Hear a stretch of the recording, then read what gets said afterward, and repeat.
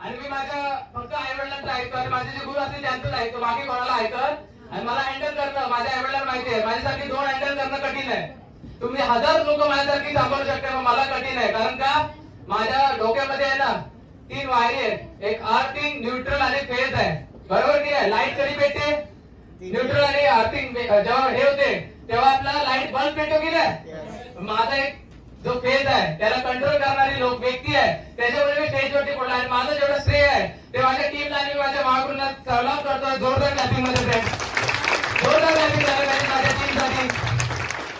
आणि खरंच देवाला थँक्यू होतो. एक विचार दिला मनामध्ये, जेव्हा जेव्हा निगेटिव्ह व्हायचं देवाजवळ जाऊन सांगायचो की एक संधी तर दिली आहे, पण एक मार्ग तू दाखव, कसं करायचं काय करायचं ते तुझ्या हातात सोडतोय. आणि मी विश्वास ठेवत गेलो आणि करत गेलो. एक आई वडिलांचा सपोर्ट आहे, महागुरूंची साथ होती, ज्याने मला इंडस्ट्रीमध्ये आणलं. मी कंपनीमध्ये झाडू काम करायचो, बीएससी शिकून 8,000चा जॉब होता. मामी बोलले एक 2-3 हजार रुपये भेटतील, पेट्रोलचा खर्च सुटेल. आणि खरंच देवानंतर पूजा करतो. अशी माझी ग्रेट एन्फिल्ड आपल्या दीक्षा गाडगे मॅडमला मी धन्यवाद देतो. दिसते जोरदार फ्रेंड, जोरदार.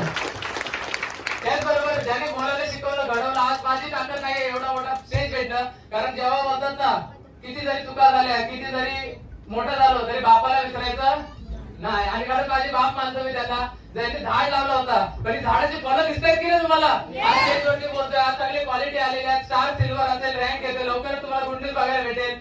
तरी कशामुळे माहितीये का? त्यांचं मार्गदर्शन आणि त्यांच्या सपोर्ट मुळे.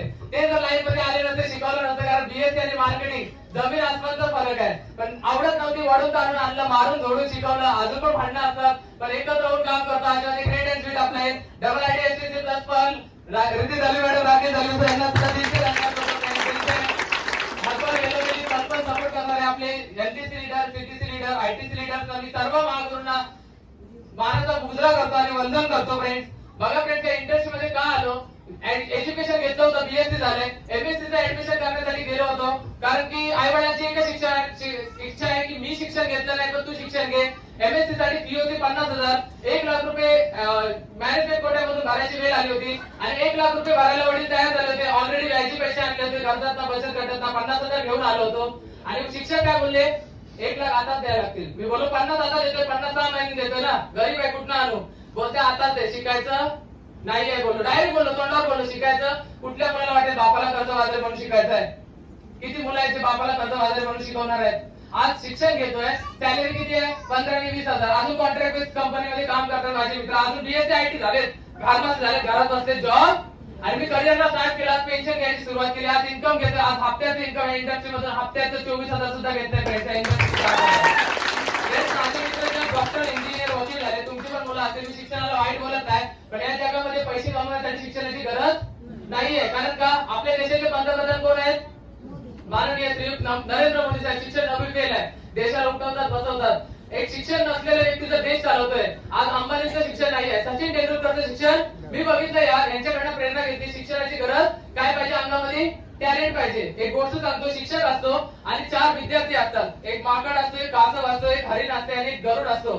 शिक्षक काय सांगतो माहितीये? माकडाला आकाशात उड, गरुडाला सांगतो पाण्यात पो, माशाला सांगतो धावू शकतो का? प्रत्येकाच्यात अनेक क्वालिटी आहे.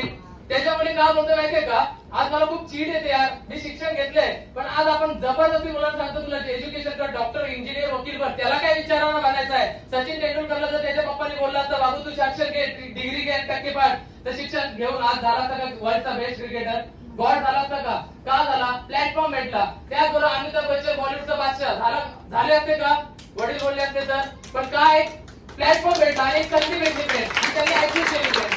आणि कुठल्याही क्वालिटी, आज प्रत्येकामध्ये क्वालिटी, असं नाही माझ्यामध्ये क्वालिटी नव्हती, होती, पण प्लॅटफॉर्म नव्हता. आज किती पोरं बीएससी एमएससी इंजिनियर एमपीएससी ची एक्झाम देतात. आता जस्ट बिरदेव पास झाला, एकटा फक्त पास झाला. 99% पोरं फेल झाली, ते कोण दाखवणार? 35% पोरं पुण्या मुंबईला एज्युकेशन घेऊन जीव देतात, आत्महत्या करतात. का? सिलेक्शन होत नाहीये. आज आपण तरी पण मुलांना पाठवलं, प्रेशर टाकतो ना, 5 लाख तुझ्या डिग्रीला खर्च केलाय ना, तू भरून काढ. माझा मित्र जस्ट डॉक्टर झालाय, 35 लाख डिग्रीला खर्च केलाय, एमजीएम ला जॉबला लागलाय, 12,000 कॉन्ट्रॅक्ट बेस सॅलरी आहे. बोलो 35 लाख भावा भरून कधी काढणार? वय 25 आहे. आणि आपण शिक्षण घेतो यार, 25 वर्ष शिक्षण घेऊन 15,000 शिक्षण कमवण्यासाठी इथे पण भेटतात, पण पैसे भरायची गरज नाहीये. तो पैसा घेतला तिथेच नाही टाकला, बाय फ्लाईट 2 वेळा विमानात फिरून आलो. जेव्हा शिक्षकांना भेटलो ना, जाऊन सांगितलं, शिक्षक विचारतायत एमएससी काय शिकला, जस्ट जाऊन आलो ताल्याला. काय बोलतायत माहितीये का? मी बोललो माझ्याकडे पैसे होते, तर तुम्हाला बोललो मी 50,000 आता 6 महिने देतोय. बोललो घेतलेच नाही. बोलते लाईफचा बेस्ट डिसिजन होता. लाईफ मध्ये बोलते सगळ्यात बेस्ट डिसिजन घेतला, कारण आता जी मुलं जातात ना 12-12 तास कॉन्ट्रॅक्ट बेस काम करून रडतात होते. का? परमनंट तर होणार नाहीये. लाईफ मध्ये 50,000 होणार नाही. इंडस्ट्रीची ताकद, एका महिन्याचं इन्कम 65,000 सुद्धा घेता. इंडस्ट्रीची ताकद जबरदस्त. खाली नसणार आहे, कारण जे रँक आहे ना, ते ड्रीम रँक आहे. आणि माझं स्वप्न होतं, आणि लवकरच मी जास्त बोललो नाही, मला खूप बोलायचं, आतमध्ये चीड आहे, आग आहे, एकच जाणार आहे. आई वडिलांचा सपोर्ट आणि आशीर्वाद आहे. तुमच्या मुलांवरती फक्त विश्वास ठेवा. 4 वर्ष झाली इंडस्ट्री रन करतोय. वय फक्त आता बघायला गेलं तर 24 रनिंग आहे. इंडस्ट्रीमध्ये आता लवकरच 12,000 पेन्शन सुद्धा घेणार आहे. इंडस्ट्रीची ताकद आहे. खूप मोठी अचिव्हमेंट आहे, खूप मोठा पैसा आहे. फक्त या विश्वास ठेवा, आणि त्याच्यासोबत आला त्याच्यावर विश्वास ठेवा. 100% तुमच्या सुद्धा लाईफ मध्ये बदल होणार. तर माझ्यासारख्या गरीबाच्या होऊ शकतोय. तर 2 शब्द तुमच्यासाठी बोलणार आहे. एकच सांगेन, कुछ किए बिना जय जयकार नहीं होती, कुछ किए बिना जय जयकार नहीं होती, और कोशिश करने वालों की कभी हार नहीं होती, कभी हार नहीं होती. Yes yes.